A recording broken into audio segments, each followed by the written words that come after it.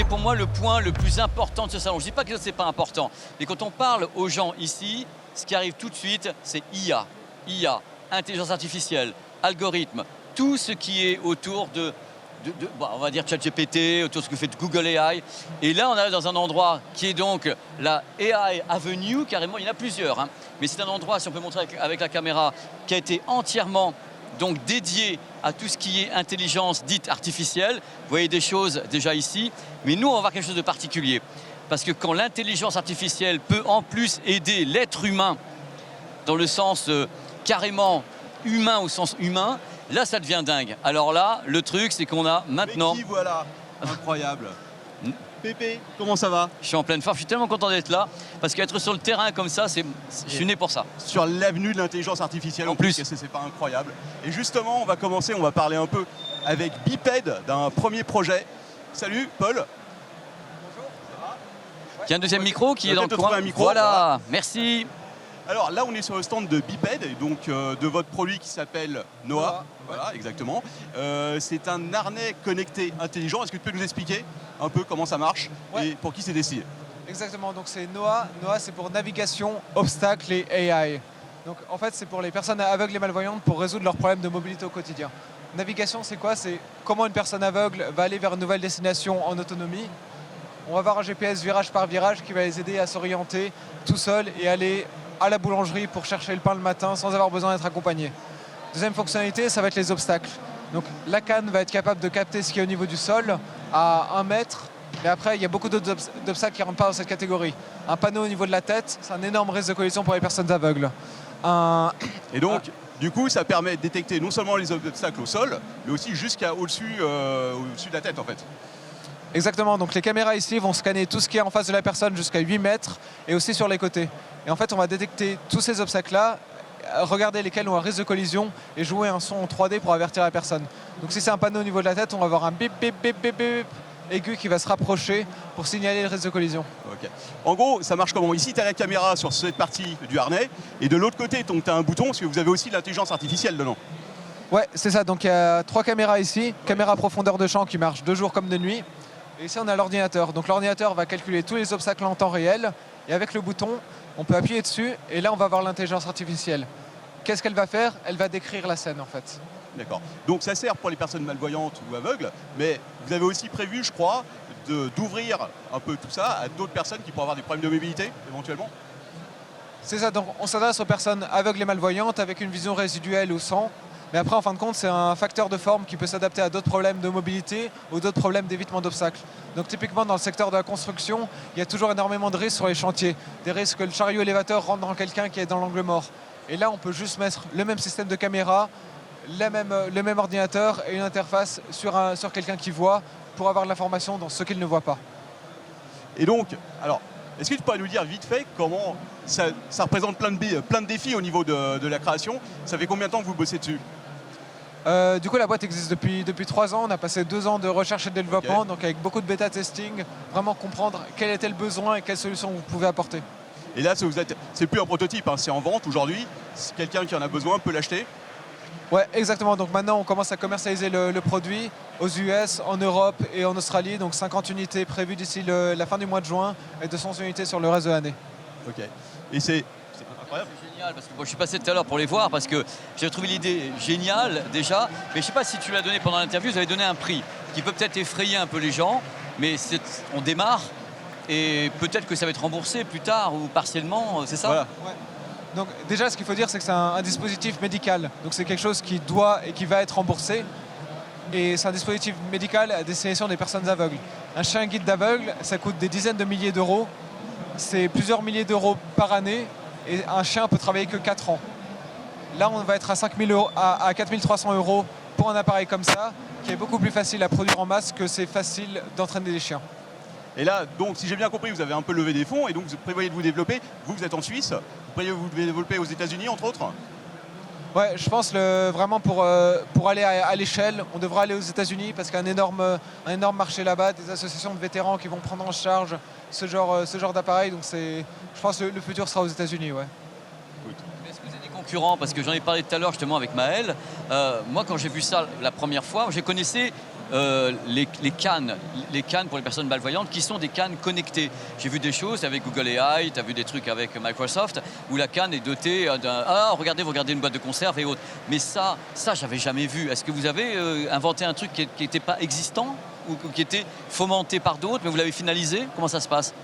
Ouais, je pense qu'il y a d'autres entreprises qui essayent de faire ce qu'on fait, mais en partie.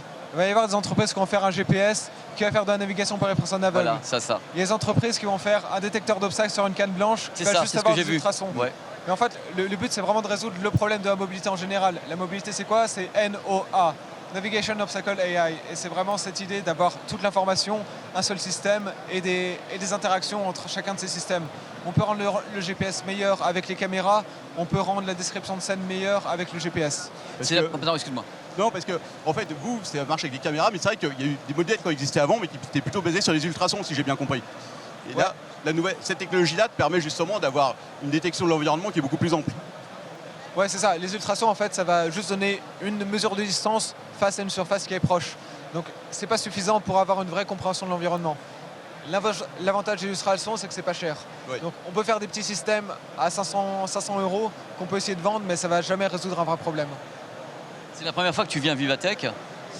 Pour moi, oui. La première fois que toi tu es ici. Et moi, pour finir, je sais pas, quel était l'accueil des gens quand les gens ont vu ça? Est-ce qu'ils ont bien tout pigé? Parce que moi, au début, en effet, quand j'ai vu la canne, j'ai dit c'est la canne qui est connectée à ton système. Je pensais que la canne, en fin de compte, servait entre guillemets à aider les personnes malvoyantes, reliée à ça. Et en fin de compte, le système est parfaitement indépendant de la canne. Ouais, exactement. Donc on a quand même un complément à la canne. Ouais. On n'a pas envie de se vendre comme la solution qui va tout remplacer, qui va résoudre tous les problèmes et qui va vous redonner la vue.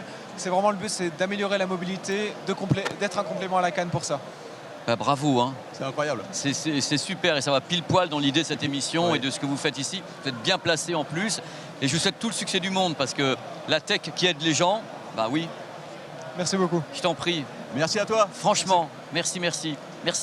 Ben voilà, donc on va continuer. On va partir toujours avec le côté AI. Alors, il y a tellement de trucs à voir. On a choisi des choses, mais on pourrait rester sur ce salon pendant 5 heures, hein, qu'on soit clair. Uniquement, on va dans cette allée en regardant peut-être les mains qui bougent ici rapidement.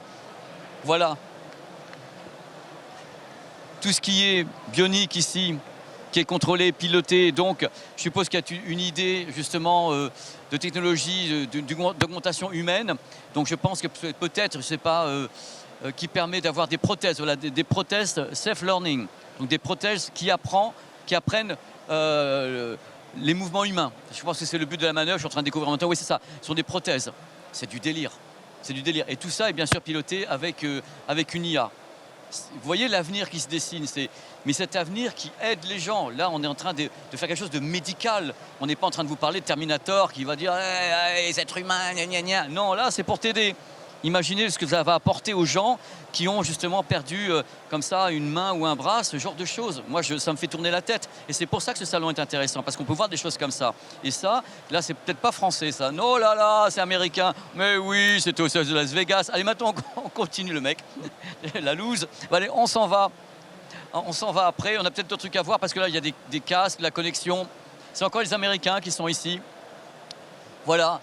Donc c'est de la cognition, c'est-à-dire une reconnaissance en fin de compte de ce que ton cerveau, a priori, va produire au niveau des ondes cérébrales, avec une reconnaissance et un entraînement. Voilà, c'est ce que je comprends ici. C'est américain aussi. Mais en effet, cet endroit, il faut savoir que c'est devenu tellement grand, ce salon. Au début, ils ont commencé tout petit. Il y avait en fin de compte que des Français qui étaient là. Il y avait LVMH, il y avait Publicis qui était derrière. Ils étaient là un peu entre eux. Oh là là, on est Français. Et ça s'est connu dans le monde entier. Du coup, maintenant, ils arrivent à avoir des super intervenants comme Elon Musk et autres qui viennent ici, des chefs d'entreprise du monde entier, des gens qui sont sur l'IA. Tous ces gens viennent ici donner des conférences pour cet avenir. Parce que quand on parle de l'IA, quelquefois on a peur, mais si l'IA peut aider d'une façon ou d'une autre des êtres humains, comme on a pu le voir avec le côté médical, ça devrait faire moins peur. Là, moi, quand je vois le cerveau, bah, bravo, je ne vais pas vous le faire. Donc maintenant, on a le temps d'aller ailleurs avec Captain, où on a d'autres choses à vous montrer.